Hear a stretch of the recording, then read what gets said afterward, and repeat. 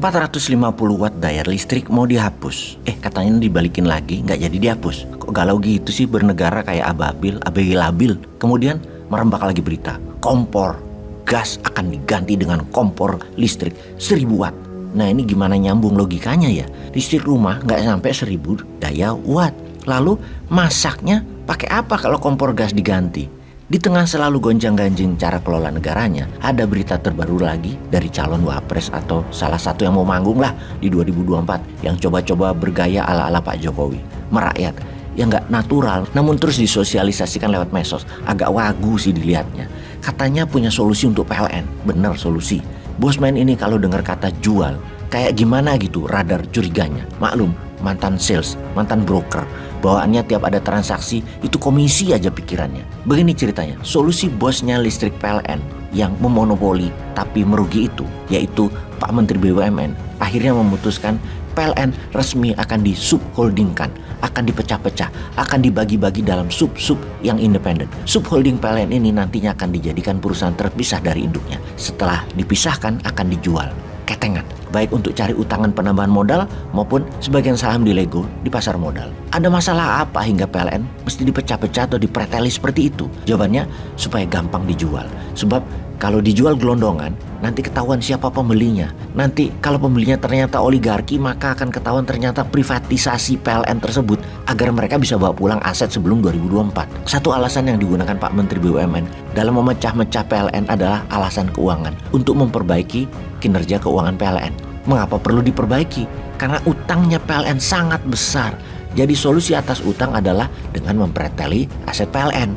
Menarik ya solusinya, menarik sekali, jenius sekali, super jenius. Perusahaan yang disuap APBN kok di Lego? Itu pertanyaannya.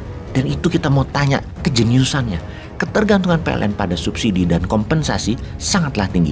Subsidi adalah keputusan DPR dan pemerintah, sementara kompensasi adalah akal-akalan pemerintah melalui Menteri Keuangan. Dengan kompensasi, maka bisa diatur PLN untung atau rugi.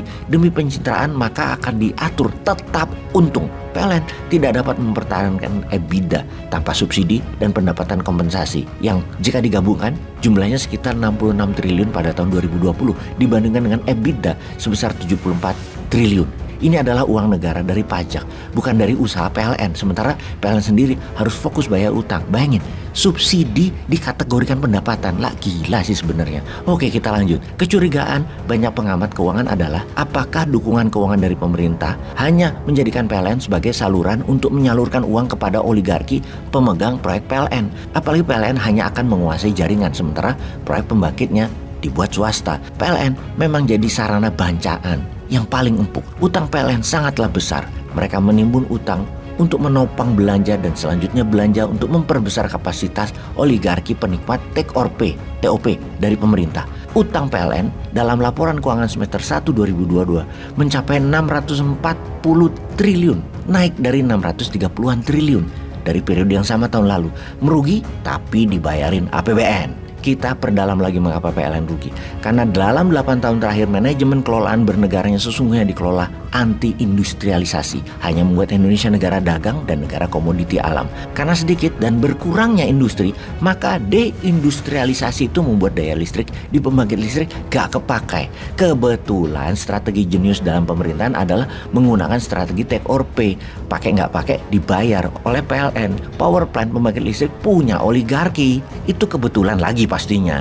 Inilah yang buat PLN nombok. Dibayarin APBN notabene hasil pajak rakyat. Kita perjelas arti take or pay adalah ambil atau bayar denda. Artinya PLN tidak punya pilihan terhadap setrum yang disediakan oleh penyedia listrik swasta yang disebut Independent Power Producer atau IPP. Dalam kondisi kekurangan listrik, skema ini memang diperlukan agar tak terjadi krisis energi. Namun ketika kelebihan listrik seperti sekarang karena berkurangnya industri, PLN nggak ada penjualan tapi harus bayar. Sebuah keputusan bernegara yang sangat jenius. Keputusan jenius membuat PLN menjadi punya arti baru perusahaan listrik tiang negara jadinya. Karena hanya punya tiang listrik, pembangkitnya dan sumber batu baranya pun punya oligarki.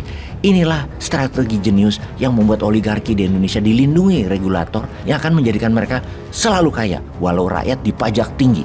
Ini semua untuk bayar oligarki. Anjrit bener deh. Salut, jenius. Wis ngeluh saya ini. Oke, daripada misu-misu terus namun nggak ada yang denger, ya kita perdalam rencana jenius membuat subholding dari Menteri BUMN.